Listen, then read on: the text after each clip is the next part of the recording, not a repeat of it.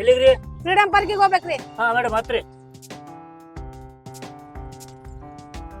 ಆಯ್ತು ಹೋಗ್ರಿ.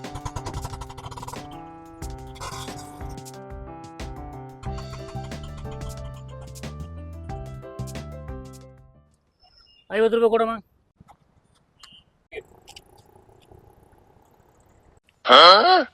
ಏನಮ್ಮ ಆಧಾರ್ ಕಾರ್ಡ್ ತೋರ್ಸದಿ?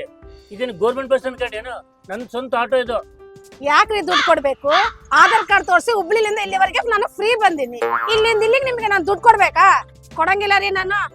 ಏನಮ್ಮ ಮೋ ಅಕ್ಕ ಆಧಾರ್ ಕಾರ್ಡ್. ಆಧಾರ್ ಕಾರ್ಡ್ ರೀ. ಅಯ್ಯ